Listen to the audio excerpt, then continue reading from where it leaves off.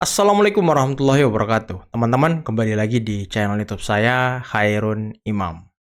Nah, ini ada kabar yang paling menggemparkan dan kabar teranyar dari dunia politik Indonesia.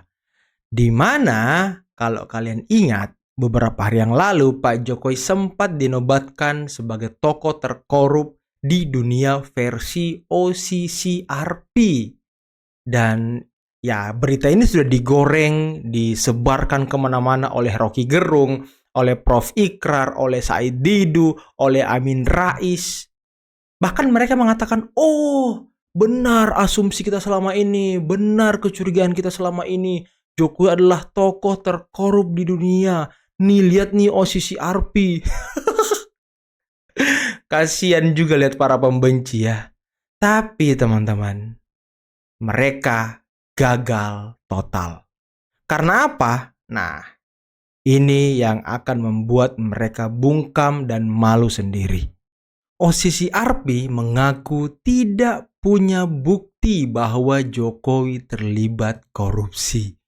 Kok bisa gitu ya kan? Aduh, nah ini klarifikasi dari penerbit OCCRP-nya teman-teman. Karena apa? Kalau kita cari nama Pak Jokowi di halaman website OCCRP, itu juga sudah hilang nama Pak Jokowi teman-teman. Nah, para juri menghargai nominasi warga negara, tetapi dalam beberapa kasus tidak ada cukup bukti langsung tentang korupsi yang signifikan atau pola pelanggaran yang sudah berlangsung lama. Namun, ada beberapa persepsi yang kuat di antara warga negara tentang korupsi dan ini seharusnya menjadi peringatan bagi mereka yang dinominasikan bahwa masyarakat sedang memperhatikan, mereka peduli dan juga akan terus memperhatikan. Jadi mereka hanya menerima laporan-laporan by email dari warga negara Indonesia yang mungkin quote on quote dari para pembenci teman-teman yang meng-email OCCRP bahwa masukkan dong Pak Jokowi sebagai salah satu nominasi tokoh terkorup. Tapi sayangnya mereka gagal total. Nah, pengumuman OCCRP kerap disalahgunakan. OCCRP mengakui pengumuman yang dikeluarkan terkadang disalahgunakan oleh individu yang punya agenda lain, termasuk agenda politik mereka. Waduh, ini ngeri banget teman-teman. Kami akan terus menyempurnakan proses nominasi dan seleksi dengan memastikan adanya transparansi dan inklusivitas. Ini kata penerbit OCCRP. Jadi jelas ya, Pak Jokowi bukan tokoh terkorup di dunia. Dan ini hanyalah asumsi dan omong-omong teman-teman. Hanya pesanan by email dari para pembenci. Termasuk bocor halus kali ya. Nah, setelah ini kita akan mendengarkan bagaimana penjelasan dari Pak Mahfud, Immanuel Ebenezer, dan beberapa tokoh lainnya terkait dengan berita terbaru ini teman-teman. Oke, sebelum kita masuk ke videonya, jangan lupa like, subscribe, dan share. Dan tanpa perlu berlama-lama lagi, mari kita mulai videonya berikut ini. Memang pernah saya ketika suatu saat ditanya, kelemahan Pak Jokowi itu apa gitu, atau kekuatan Pak Jokowi apa, kok kuat sekali meskipun sudah digoyangkan. Saya bilang kekuatannya begini, Pak Jokowi itu sudah dicari-cari, salahnya korupsinya enggak ketemu, enggak pernah korupsi, keluarganya enggak ikut-ikut mengurusi urusan proyek negara, anaknya juga tidak.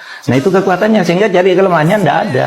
Meskipun mungkin dari sudut manajerial lemah. Saya cuma pernah bilang begitu. Itu pun di luar negeri, di Mesir saya bilang. Dalam sebuah pertemuan PI ada yang tanya begitu. Saya bilang, ya itu coba. Itu lawan-lawannya udah cari salahnya, korupsinya. Nggak ada sama sekali. Kalau ada udah habis dia. Kalau ada, gitu. Nah saya cuma bilang begitu. Wow, kalau dicari-cari korupsinya ya nggak ketemu. Karena keluarganya tidak ada yang ikut-ikutan main proyek. Padahal tuduhan pembenci selama ini kan mereka mengatakan bahwa kekayaan anak-anak Pak Jokowi itu karena bermain anggaran, bermain proyek dan segala macam ya kan. Merilis ke para wartawan, Anda meragukan kredibilitas lembaga ini. Hal apa yang menurut Anda paling meragukan, terutama masalah penilaian terhadap nama Joko Widodo ini? Pertama gini, temuan apa yang menjadi dasar ketika OCCRP ini mengambil sebuah kesimpulan bahwa Pak Jokowi tokoh terkorup, sedangkan proses peradilan belum ada.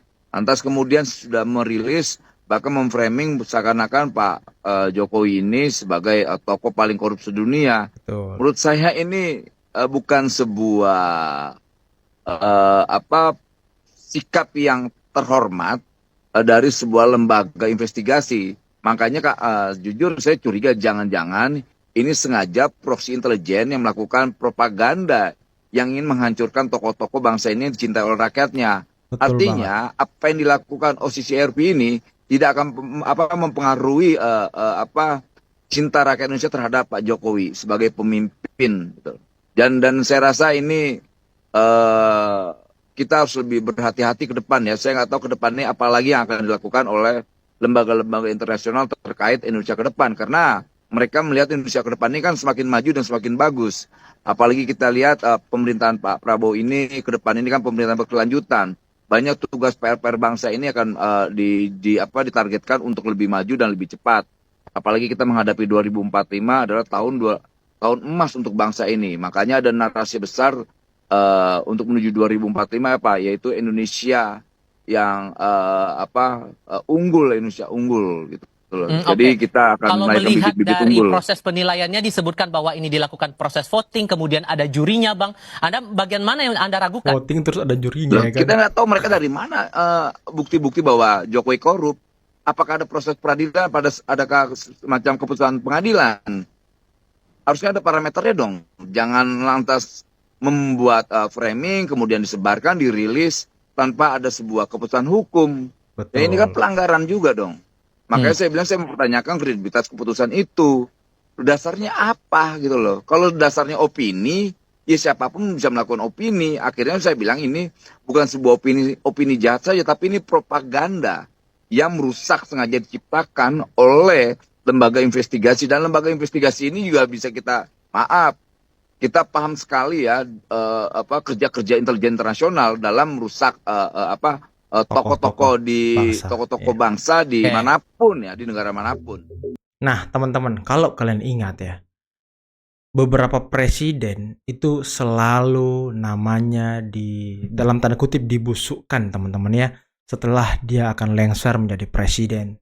Karena ya itulah mungkin yang terjadi di setiap pergantian presiden. Dan baru kali ini pergantian presiden itu smooth, mulus, approval rating tinggi, dicintai masyarakat.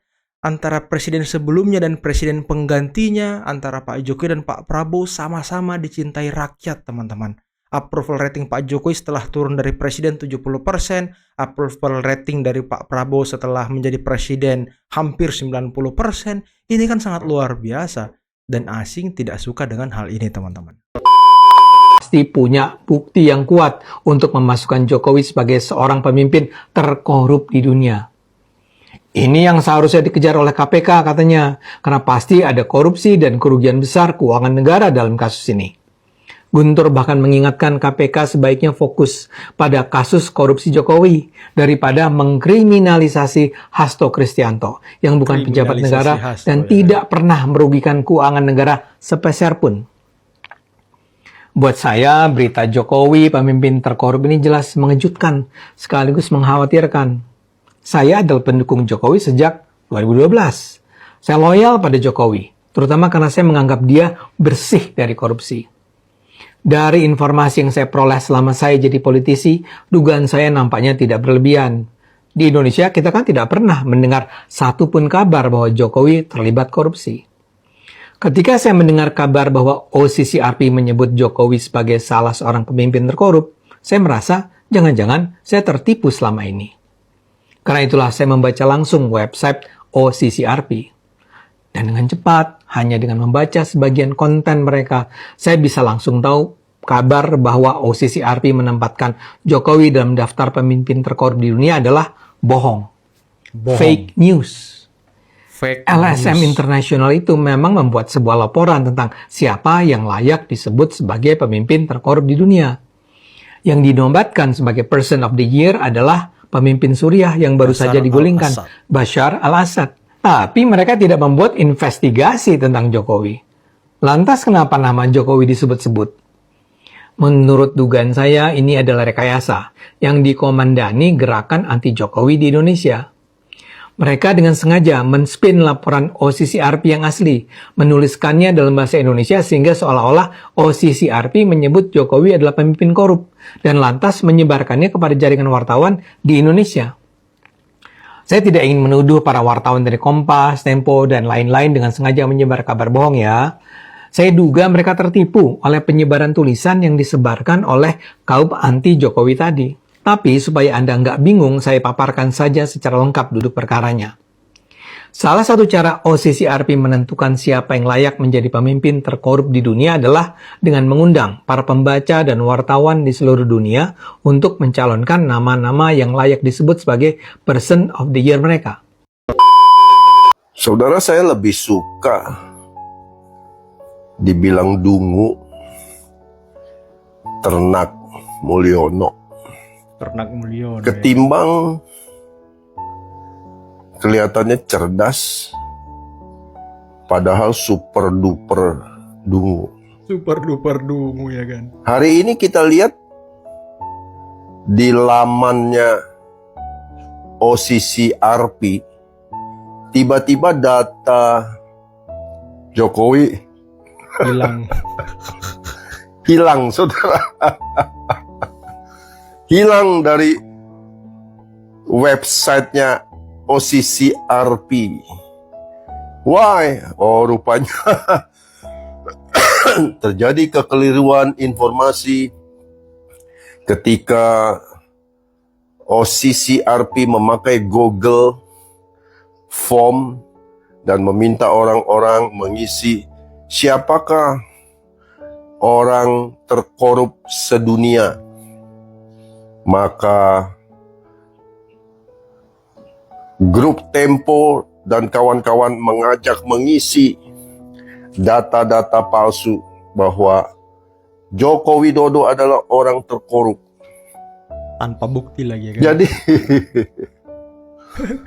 Jadi metodologi OCCRP untuk mendapatkan merilis hasil daripada surveinya itu hanya berdasarkan Google Form, saudara. Google Form. Tidak ada riset Investigasi yang apa mendalam, lagi? ya, secara komprehensif begitu, datang ke Indonesia, keliling di seluruh provinsi-provinsi penting dan menanyakan kepada masyarakat langsung.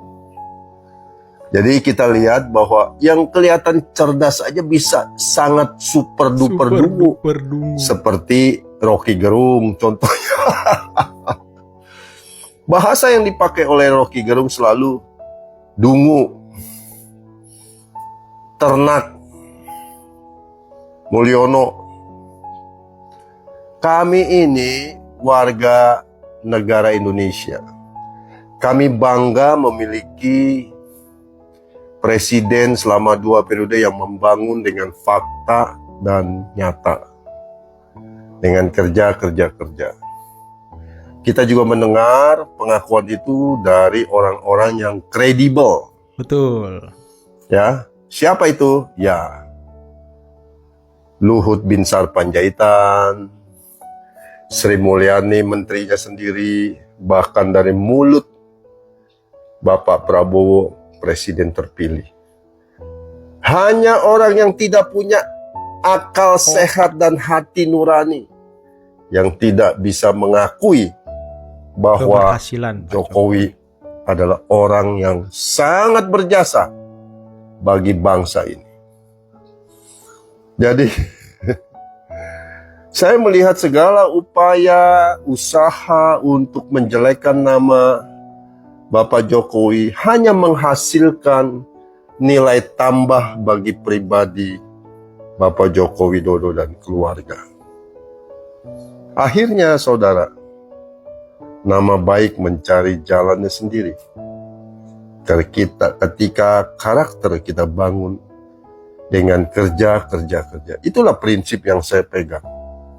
Saya pernah dijelekan, dan saya merasakan tahun-tahun yang cukup sulit saya hadapi, tetapi akhirnya masyarakat, baik itu di kota, kolega, dan sebagainya, mengakui bahwa apa yang dikatakan orang tidak sesuai dengan kenyataannya. Gitu. Jadi itulah saudara fakta. Oke teman-teman, itulah tadi beberapa fakta, beberapa data terbaru, beberapa kabar teranyar yang terbaru terkait dengan Pak Jokowi yang dinobatkan sebagai tokoh terkorup di dunia. Yang ternyata semua itu tanpa bukti yang konkret dan hanya berdasarkan asumsi dan penilaian pribadi orang. Tanpa dilakukan investigasi, tanpa dilakukan penyelidikan dan segala macam, hanya melalui voting dan Google Form. Waduh. Dan ya, nama Pak Jokowi juga sudah hilang di website OCCRP. Ya, masa iya sih lembaga sebesar itu bisa melakukan kesalahan-kesalahan fatal, teman-teman ya.